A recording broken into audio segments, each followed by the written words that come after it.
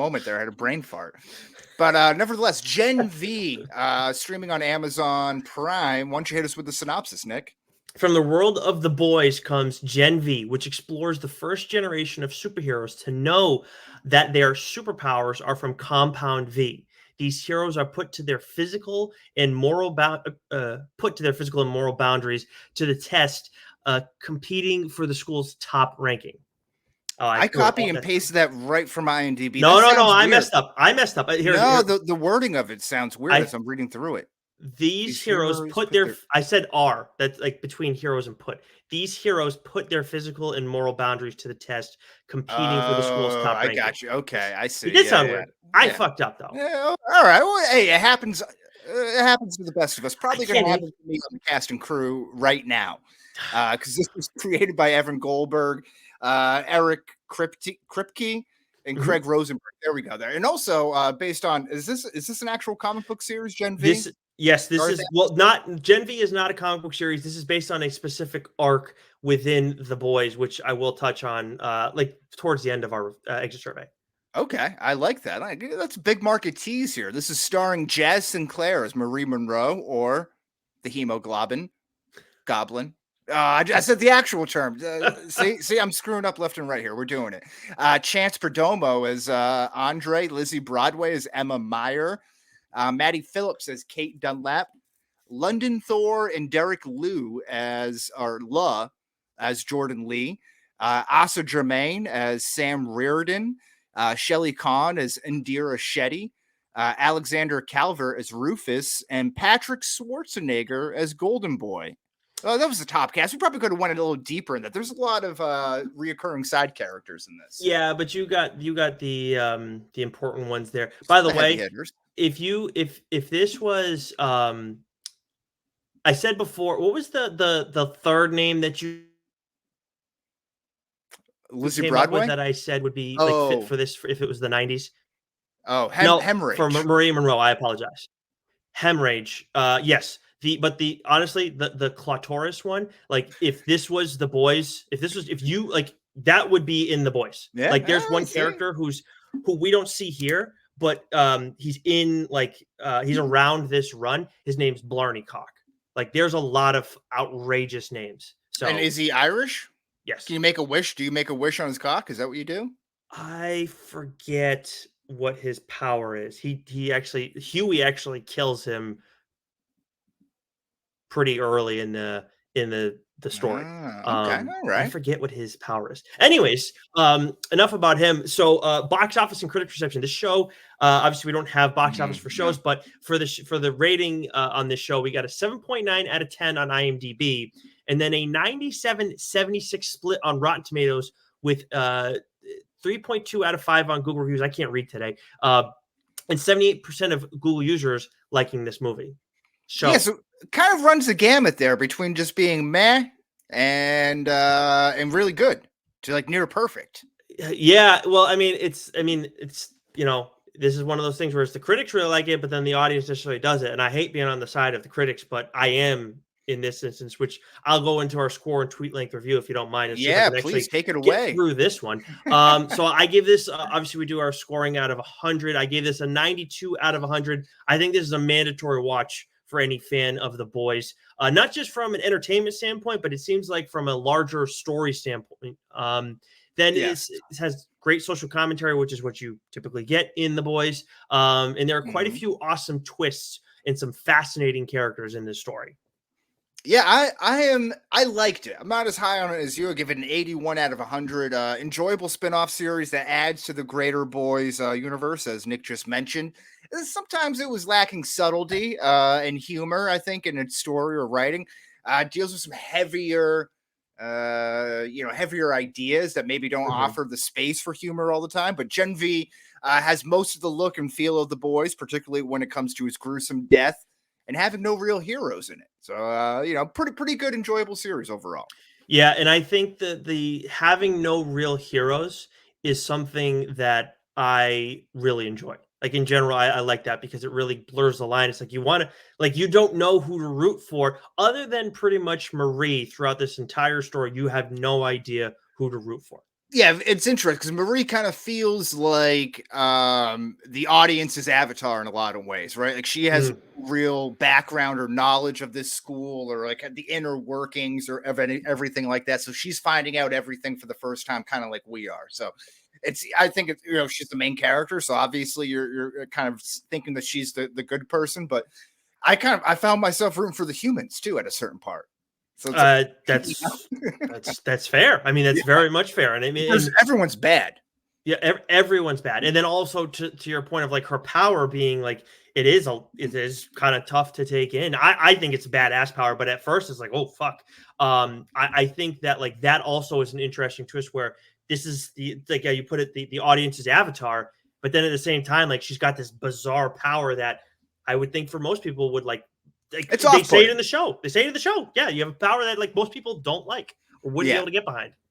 Yeah, it's where the evolution turned me around. I wasn't behind it for a while there, but we'll get into that. Do you have a favorite episode of the season? 8 episodes, about 45 minutes a pop or so. Yeah, a few sub 40-minute episodes in there, which I did like. I mean, and you and I both binged this. Also, we talked about this, early on that we were going to end up doing this. Mostly in the last 24 hours for me. I want to say, like, if you haven't watched this, and again, obviously, we're going to get into spoilers. We do that on this show, obviously, but if this is definitely a show that's better for week to week. I know the first 3 episodes you pointed out before we were recording that the first 3 episodes were all released together. Fine, whatever, but these episodes are a lot to take in. There's a lot of detail. There really isn't any fat on this. Everything matters from episode to episode. And for me, I have to go with the finale on this one. There's a lot of really good finale. Yeah. It's a lot of good stuff elsewhere. I know you'll get into it, but I thought 8 was a great ending. It was a great ending. You got nice cameos there. You got nice action in there. A little bit of resolution, leaves you on a cliffhanger. It avoids so much of what the Marvel issue has been with their TV shows of landing the plane. I think it does a good job of landing the plane, but also setting things up for down the road there. But I think you look at 6, 7, and 8, Jumanji, Sick, and the Guardians of the Godalkin. I think those are all just great episodes. Great landing, great runway, all that stuff. Episode 1 really stands out to me too, is kind of reeling you in, doing a good job of it because. Again, like I said, we just binged this. I was interested into it. It's kind of my take on The Boys. Before I watch it, I never like, oh, I can't wait to watch The Boys. But when I watch it, I'm hooked in. And that was kind of my thought with Gen V. I'm like, I don't know. Like maybe I'll watch it, maybe I won't, or if for the show sort of thing. And then I'm like, all right, yeah, like I'll watch it, and then I'm into it. Once it gets going, it gets me hooked. So it's kind of like The Boys in that sense for me. Yeah, I tend to agree, and I mean, I The Boys is an awesome comic book series and everything too, but it's just like there's a lot. Like it's a heavy show. The Boys is a heavy show, and this is even heavier. It's interesting how we both have a similar feeling towards that. But yeah, episode 1 and 8, those probably stand out to me. What was the best superhero kill or death in here? You got a couple of good notes on it, but a ton, again, living up to The Boys as far as setting the bar for gruesome deaths and innovative deaths and stuff like that. Favorite superhero kill? So it turns out just a couple of facts that I ended up finding on Fandom. This is really cool that they had this available. Something that we may want to look into in the future whenever we're talking quickly superhero too, stuff. right? Yeah, 46 total deaths in the show. Although they say 48. I'm surprised. That feels low. I'm sorry to keep cutting you off. 46 feels low. Yeah, it does feel a little low, and they list 48 on the actual site, but they count the Shetty family deaths that happened on the plane, which obviously happened previously on The Boys. But Sam led the charge with 19 kills, and then believe it or not, Kate and Marie were both tied with 4 kills at number 2. Did you think Marie had more kills than 4? Yeah, so it's her parents. Yep. And then she pops head off, right? Yeah. And she crushes a heart. No, she crushes a heart. In episode, she has 2 kills in the first episode and 2 kills in the last episode. That's it. Huh? Crazy, right? Oh, yeah. I was blown away by that. Again, assuming that Fandom has it all right. Wes and I did binge it all, and I didn't keep notes on this, but it felt right. They broke down. I mean, again, 46 kills is as much as it feels like it's still what on pretty much on average 6 kills per episode. That's a good point. That's a good Yeah. point there. Yeah, all right. I So like that there. But you could pretty much take any one of Sam's kills, right? I think he yes. was the real marksman of this of this show. Yeah, the puppet kills were in particular my favorite just because it was such an outrageous thing. And they Yeah. like teased it like at one point where you saw what was it, a deep puppet version kind of, or it's like Sesame Street Muppets kind of looking guy. Hmm. Those that was so bizarre, but I had so much fun with it. And then at the end, it's just like this total carnage at the end. The randomness of Soldier Boy's death was kind of funny because I get that it's a thing you see Yeah. happen all the time where he's about to give you an important bit of information, then he dies. But it's also like he's a character that didn't necessarily need to die because he's a memory. But that was fun in the moment. And then Marie's blood spikes kill Mm-hmm. was awesome. And then my last one was Victoria Newman doing her thing to the doctor, her one kill in this show. Yeah, and that was a great connection there that I really liked, and that's when I started to turn on Maria's power set a little bit more there. When it got a little more nuanced, aside from her just cutting herself every time, that's a bit brutal there. But once she was able to kind of realize that she can like hear blood or see blood, like that's kind of interesting to me. Yeah, that was awesome twist on it. I mean. I was curious. Did you ever think like who could be her benefactor and all this once that got mentioned? I feel like it was episode 6 or 5 that came up. No, I might have missed that Okay. part because at certain points, I got the baby with me. I'm watching Sure. football. I got a bunch of things going on yesterday, so I was kind of like in and out as it was on there. So I might have missed some minor details like that. But that's interesting. When I never thought about it until they finally meet after their like town hall meeting or something like that, right? Yeah. But yeah, so I thought that was interesting.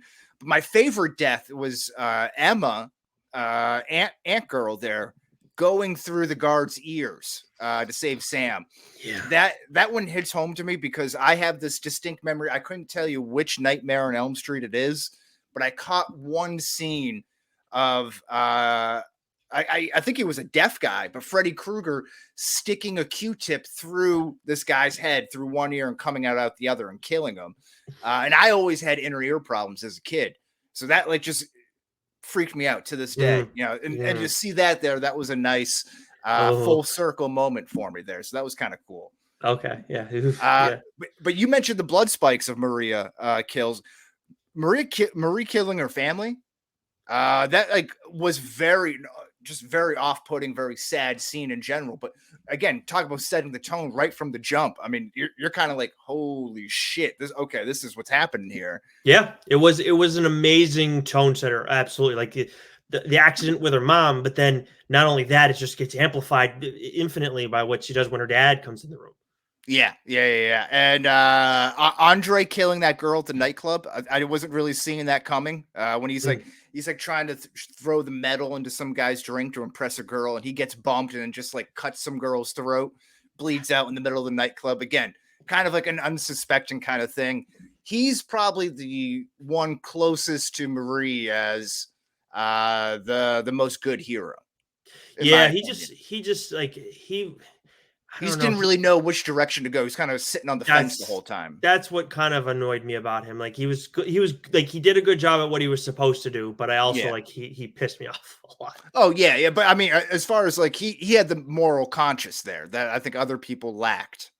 Mm-hmm. Yeah, but yeah, he did. But then, like you said, no one was like where he also loses like his hero cred is like he had his buddy who he was like we thought it was just he just started seeing Kate after he passed. And he's been doing it for a while. So no, hose over bros. You can't respect that. No, that for sure. Also, you talked about we talked about the squeezing the girl's heart. Marie doing that earlier during in episode 8. There, I was waiting for her to pull her heart out like Mortal Kombat style. Were you expecting that? No, but I like the idea a lot, and I would love to see it. At some point. Didn't you do? I kept waiting for it. I was like, no, and she just squeezed it, and I'm like, oh, that's kind of. And then you just hear the girl in the back like, oh, my heart, and it's like, all right, show it, give it to me. That would be awesome. Maybe she'll do it at some point. I mean, she's clearly learned some shit. That's for sure. Yeah. I do like this is an honorable mention. This doesn't really make the list because any of Sam's death, particularly like episode 8, stands out to me. I just watched it before maybe like an hour or two before we started recording here. But when he goes, they're going to free all the locked up superheroes, and he just takes his hand into a guard's head and just like Yeah. crushes his brains and pulls it out. And you Yeah. can see it, like the brain matter on his hands, pretty gross. But That was awesome. social media Jeff, who's a funny kind of character. Yeah, that was a good one. But he blows up the prisoner's head. I Yep. thought that was a pretty cool moment, just turning up the sound and then just like popping it into the superhero's head there. I Yep. thought that was like, you know, scored one for the humans there, you know? Yeah, promptly has the same thing done to him. Yeah, that's true. That's true. He does reap what he sows there. Yes. What do you think will age the best from this show? I think okay, so we talked about the Marie Victoria Newman tie that we learned about, and she, I at a point, I think she like in a fleeting moment crossed my mind as like a potential benefactor for Marie when that got brought up, because I was like, who could this possibly be?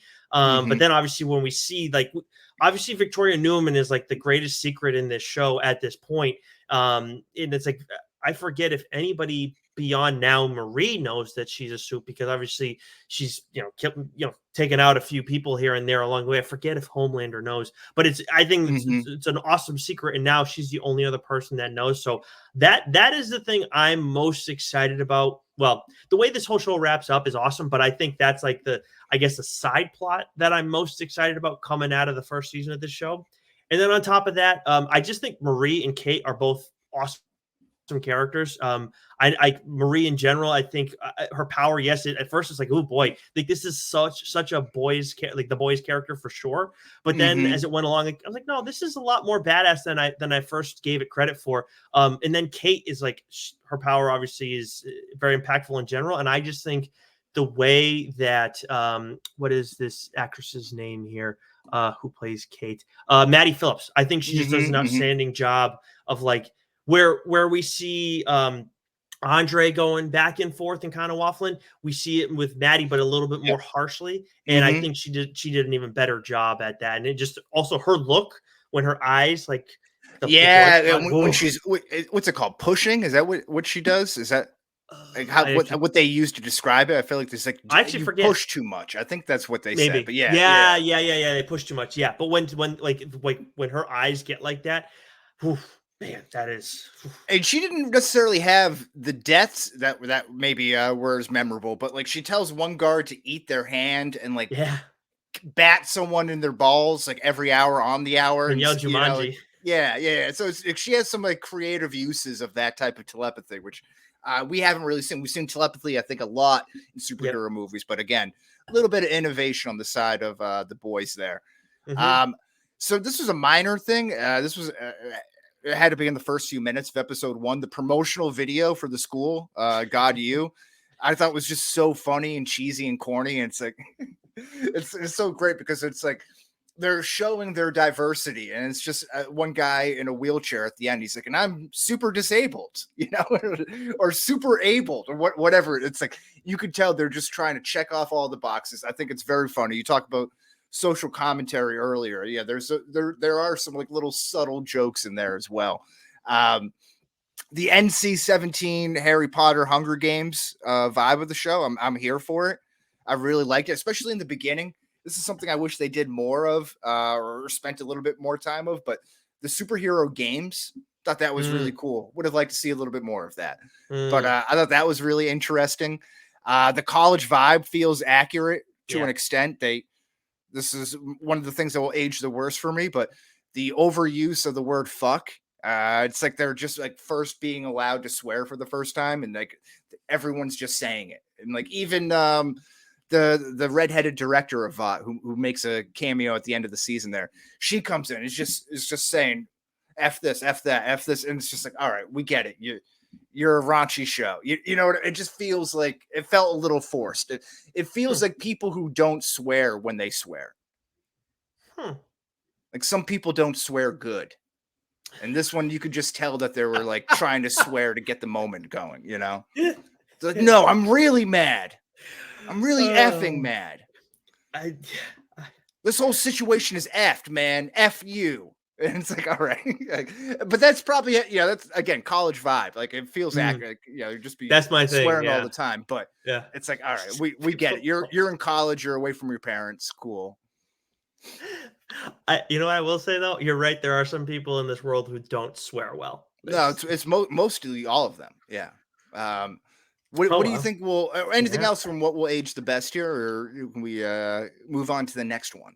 I think those are like my two biggest things. But you did have a note about like the boys universe like Oh yeah, expanding. yeah, yeah. I Mm-hmm. do think that like that's something I'm sure they're learning from what's gone on with Marvel and DC because there is a lot of stuff. You know what? We'll get into that more later. I like what they did here, but also I don't want this to be like licensed to just go bananas. Keep expanding. No, I agree. I agree to an extent for sure.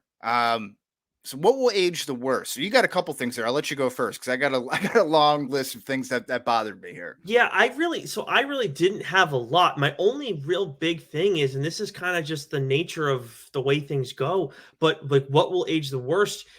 I think you raise a fair point when it comes to the college stuff. Like they did do it right, but like just naturally in time, like college vibes are going to change. Like this is as much as this feels accurate, it feels like some of what we experienced, but it also feels very different too. Yeah. And Oh I yeah. think Absolutely. and Yeah. that's going to change again like when in the next if this is still around in the next 20 years or whatever. Mm-hmm, But the mm-hmm. biggest thing for me that again is just a natural thing is the twist that we get in this show because there are a lot of them. They're very well done.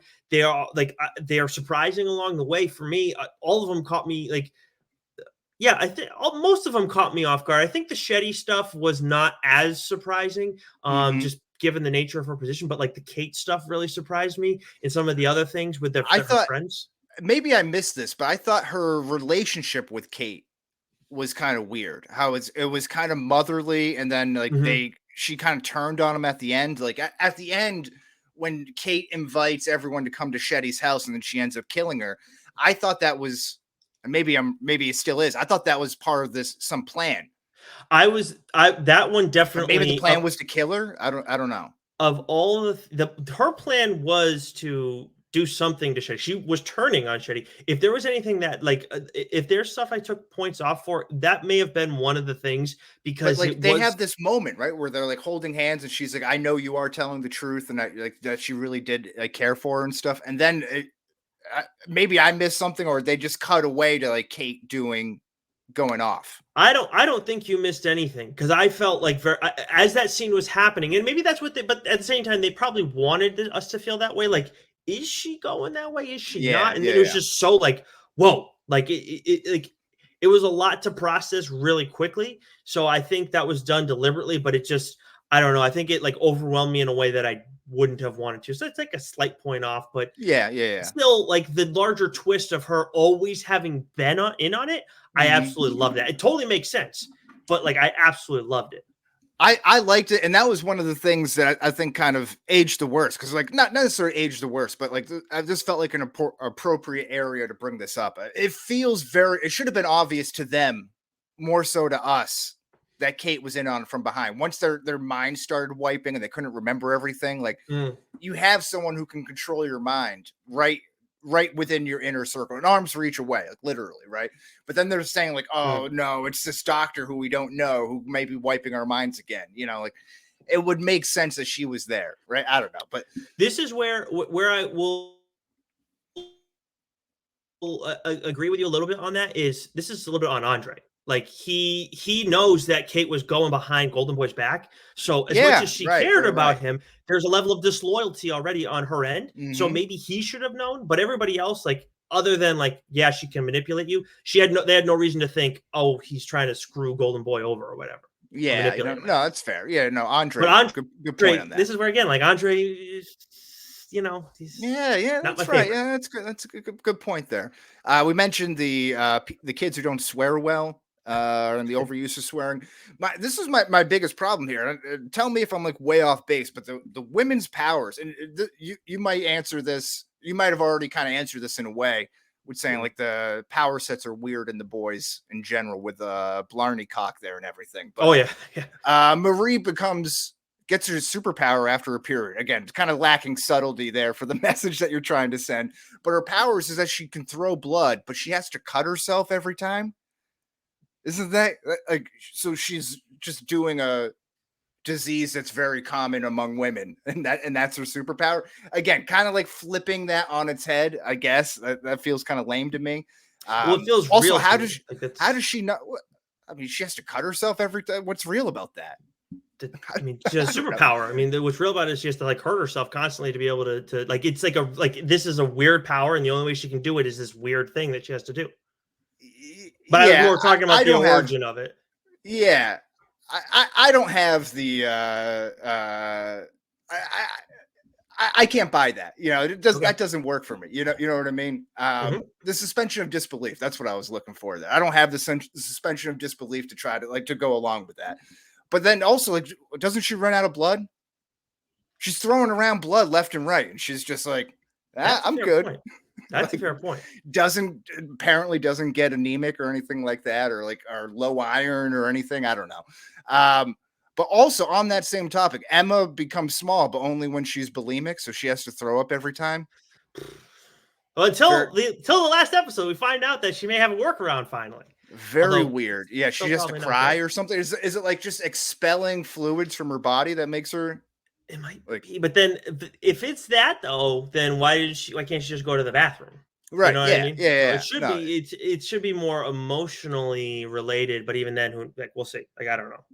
So like all the women's powers. So when you talk about Marie, when you talk about Emma, when you talk about Jordan Lee, is basically just a trans person who is strong and quick. You know, like that's essentially what her power is. And it's just, again, not being very subtle there with what you're saying along, but all these, it's very weird power for the women. And then the guys just are like a flamethrower or a Magneto or invisible. You know what I mean? They have like kind of like understood kind of like regular powers within the superhero world. And then just the women just have a really tough time with it. I don't really get that choice, but that seems very weird to me, especially like, it's hard to take Marie seriously when every time she goes to fight, she's got a knife to her hand ready to cut herself. Don't make me do it. I'll cut myself. It's tough. It's a very tough thing to watch unfold and take seriously.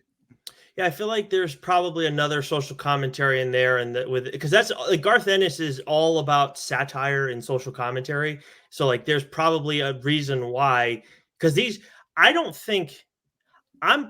don't know about Golden Boy, but I don't think any of these characters exist in The Boys. Like, this is based off of a run, but it's like they made a lot of different changes in there. So, but obviously he's involved in all this, and we'll get into that a little bit more a little later. But I think that's always something that's at the forefront and deliberately heavily sometimes in The Boys. So that's probably what's going on there.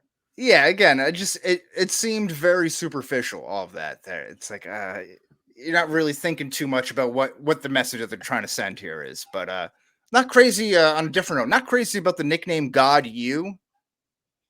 Doesn't do it for me. I don't know. A little blasphemous, if you ask me. I'm not surprised by that one. Disney Plus and MCU television. That's good. I think what's aging the worst here. I think they look at these shows and going to be like, why can't we do this? And I think me as a fan of both look at it, I'm like, why can't they do this? And I'm not even talking about to the degree of the violence or again, like the making it R-rated essentially, but just storytelling that's not necessarily on the nose, but like women cutting themselves and stuff like that. But you know, everything else they should be adopting into the MCU Disney Plus television scheme. I think that with this change, I think Echo could be the start of that change. Not because of Echo specifically, but because of like this Marvel Spotlight thing that they want to do. And maybe that they're letting that show be what it's supposed to be. And again, that's just based off the trailer and that one decision that they've made about Marvel Spotlight. What's the show supposed to be? Something darker and grittier.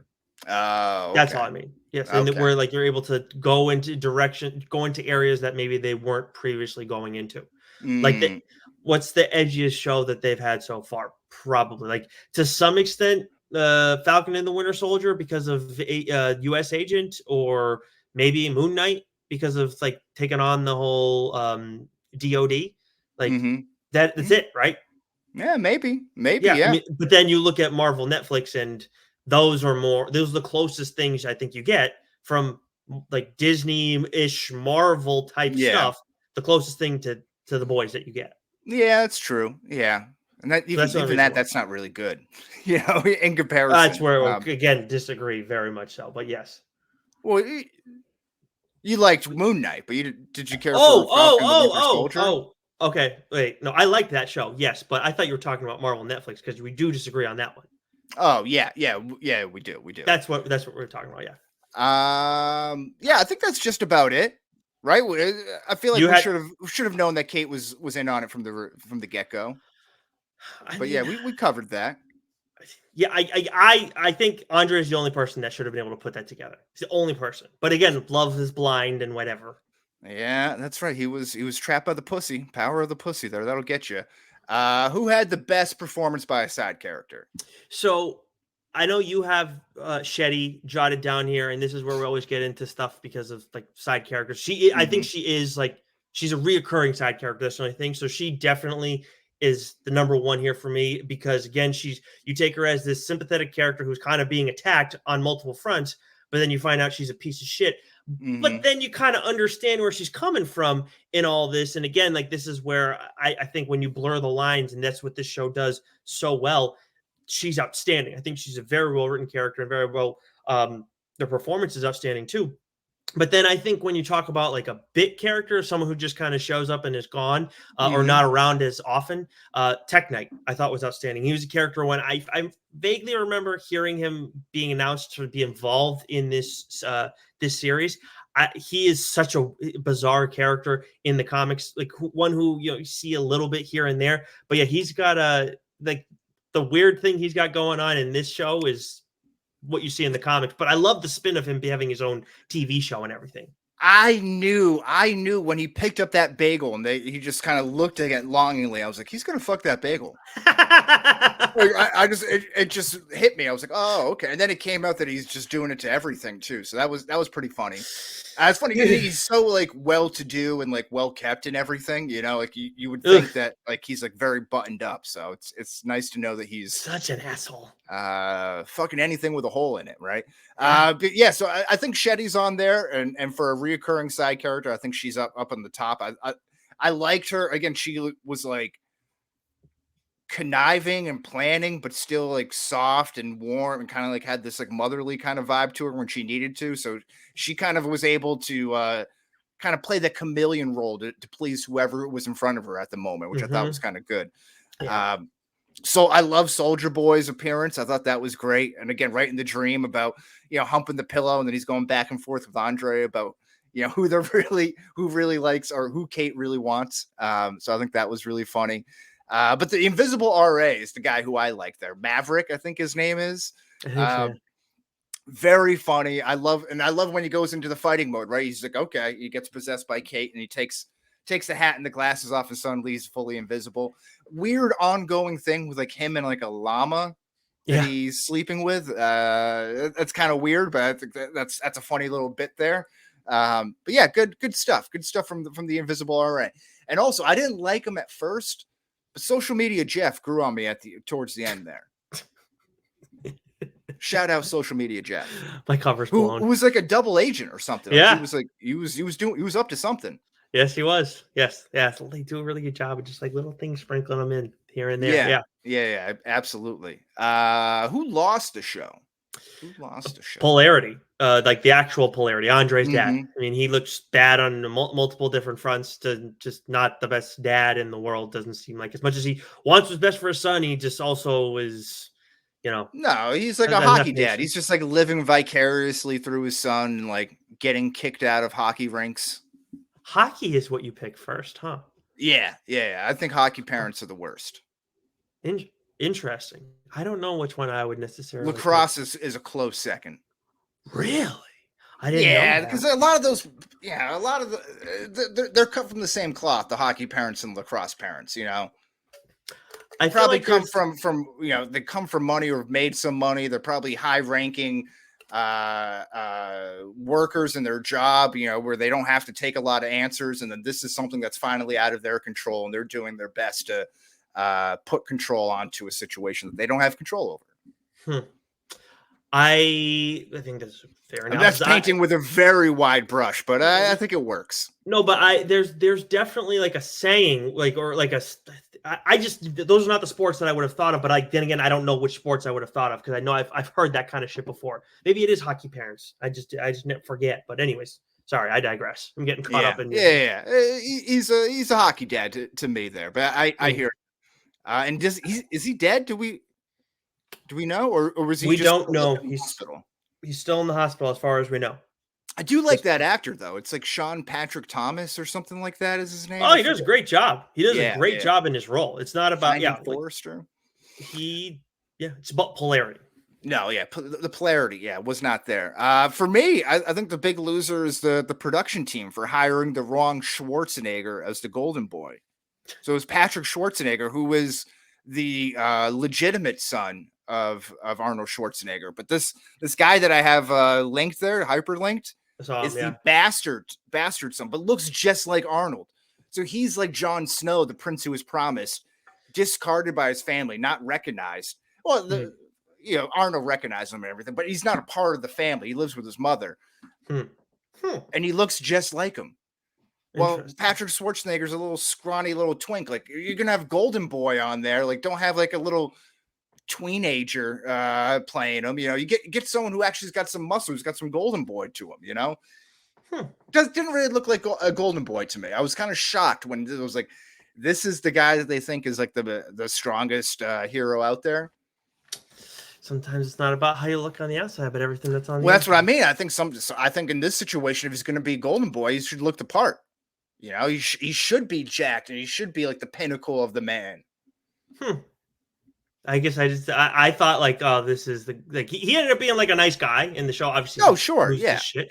But I was like, oh yeah, this would be the Golden Boy kind of guy. Like he's just good looking enough, and like he's got like I thought like, okay, like he fitted to me, but maybe like from the sense, like the pretty boy thing, like I get that, and it's but like he's kind of like the Human Torch, but he's strong. Like they use him like he's fighting with strength instead of like quickness and using his flame on stuff, So like I think the way that they portrayed him, like if they should have just used his body type more to shape his strengths, if that makes sense. Yeah, for shaping his strengths, but I think when you have him be kind of smart and you go and make him too jacked, like this, because when I saw the picture of this guy, he looks like he's like Arnold, jacked. Yeah. Maybe not, it's maybe not fair. Oh, so now you're judging someone based on their looks. They're saying, "Oh, muscleheads are dumb." Is that what you're saying, Nick? Yeah, that's absolutely what I'm saying. I knew it. I knew it. You're just completely against muscleheads. Yes, I knew it. You heard it first here, guys. Oh my goodness. Who maybe Nick's the big loser of this episode. Who knows? Who won the show? I am every time. I think so I think that Maddie Phillips, who plays Kate, and Jazz Sinclair, who plays Maria, I think they're big winners in this show, because I do think their characters are going to have their characters could do well beyond this. The way things end is just such a mind fuck. So I'm very invested in those two characters. I think in general this is like a great. I don't know any other work that they've done, so maybe they've done some other prominent work, but it feels like a pretty good coming out party for them. But the big winner for me, I think, is Eric Kripke, to make good on the tease that I talked about earlier. Like his ability to morph or modify Garth Ennis and Derek Robertson's work from what they did in the comics, because that's the writer and the artist for this series. He does such an outstanding job. So this is based on the We Gotta Go arc, and for those who maybe want to try and read what this is based off of, it's in the second second omnibus from the boys. There are 6 of those, and that is actually in that story. We actually have the boys in the mix, and we don't have these characters, but Godolkin, his whole situation is actually much more X-Men like, very very on the nose X-Men like. And Godolkin is actually there, like he is actually a person. He's supposed to be like a Charles Xavier, and there's a lot of weird messed up shit going on there. Not this kind of stuff, but different. But a lot of like the outrageousness that takes place here, like the whole llama thing with the Invisible RA. That's like a tiny bit of what you get in the comic book run. So it's not the same thing, but I love how they took it, modified it, made it fit for a larger audience, and then also made it fit for these times. And just Kripke, and I know there are other people who are writing this particular series, but obviously he's the one that's doing all the boys stuff as well. He's doing an outstanding job with this stuff, man. I like it. I'm glad you had an in-depth answer here because I did not for this. Because no one really jumped out as an individual winner of the show for me. Maybe just the show as a whole. Like I enjoyed the show. I thought it was cool. I think they do a lot of things. They zag a lot of things where Marvel and DC zigs, and I think that's refreshing in this space. So I'm appreciative of that. I think maybe if I were to choose a winner, maybe it's Marie. Just, main character. She comes out as kind of like the leader of the group by the end of this year. She also took a blast from Homelander. Do we know if anyone survived from that, or does he do like? Can he have varying degrees of strength coming out of his eyes? I don't know. I honestly don't know, but I'll tell you what. She's definitely in conversation for loser too, because of the way this whole thing wraps up. Her, Andre, Emma, and Jordan would screw over in the worst way. That's true. That's a good point there. Yeah, and we'll see. I think how it ends there. You get Sam. We get the what is it? What's the show called? That's like Tucker Carlson, Fox News there. But they have that kind of breaking news at the end there, and they spin everything around to say that they were the the killers. And then you get it's Sam and Kate there as the heroes, it's right? Outrageous. So I actually have one final question before we wrap this up. Do you think there should be a Gen V season 2 with these characters, or should all of this just flow right into the boys and just stick with that going forward? Yeah, that's interesting. I would like to see where season 4 of the boys, is that what that is? Right. The 4th season of the boys. I would like to see that where they take, they pick things up. And what I've seen, I think this is right there, that it picks up fairly quickly after Gen V, like almost immediately. So I think that leaves a good opportunity to bring in some of the cast from Gen V into the boys, kind of refreshing that, get some familiar faces in there too, and then kind of see where it goes. And I think, if you have kind of one big show or two big shows that you can kind of go one on, one off with and have different characters come into the fold there. I think that works again from like a refreshing standpoint. You're not getting too stale. Gotcha. I think it could Did I answer that question? I don't know. No, you did. Think you did around it.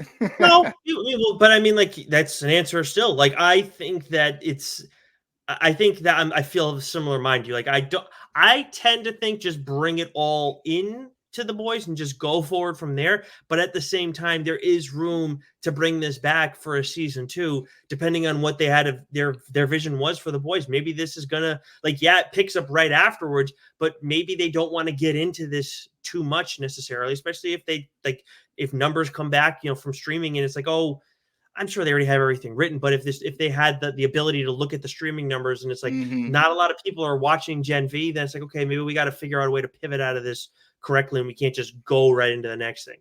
Yeah. One thing, if I could circle back to one thing about what aged the best, I love the social media rankings. This kind of goes into like the Hunger Games aspect that I was talking about before.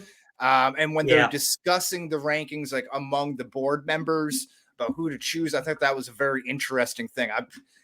I envision that what Hollywood studios look like, Hollywood execs are like, no, this guy's trending on Twitter. This girl is killing it in this age group. So we got to bring them in for this role here, and not even necessarily worrying about, acting ability or any sort of actual skills. They're like, no, this person is the it person right now. I wouldn't be stunned if that's directly what this is all based on, because it's like, I couldn't agree with you more.